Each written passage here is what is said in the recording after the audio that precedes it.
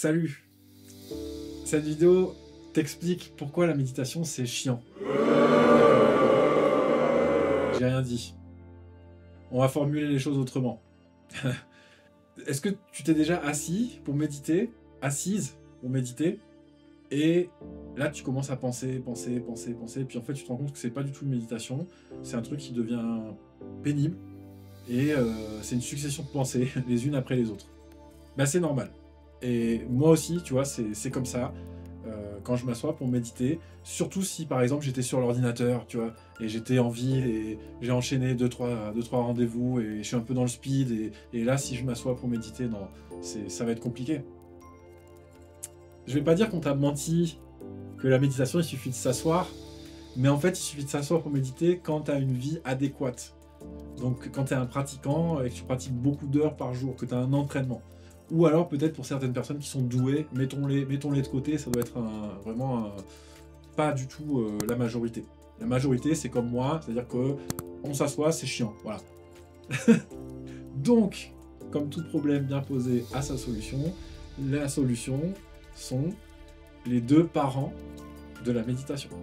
Le papa pranayama et la maman concentration, qui font méditation.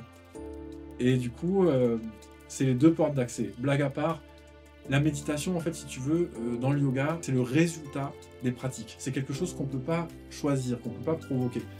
Mais on peut essayer espérer de l'atteindre avec certaines pratiques. Tu vois, il y a des pratiques qui favorisent l'état méditatif.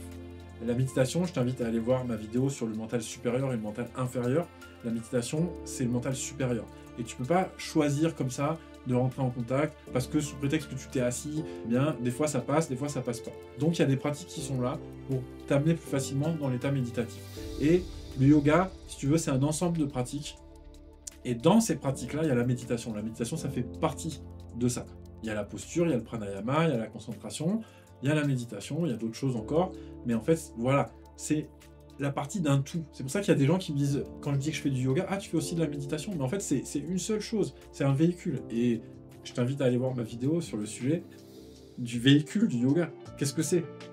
Donc, rassure-toi, ne te culpabilise pas, parce que j'entends beaucoup de gens qui disent mais moi j'arrive pas à méditer, j'ai essayé, tout le monde m'a dit que c'était bien, mais j'y arrive pas. Mais en fait c'est normal, c'est que peut-être qu'on t'a pas donné la méthodologie, ou que la méthodologie que toi t'as trouvée, ben, c'est pas celle qui te correspond.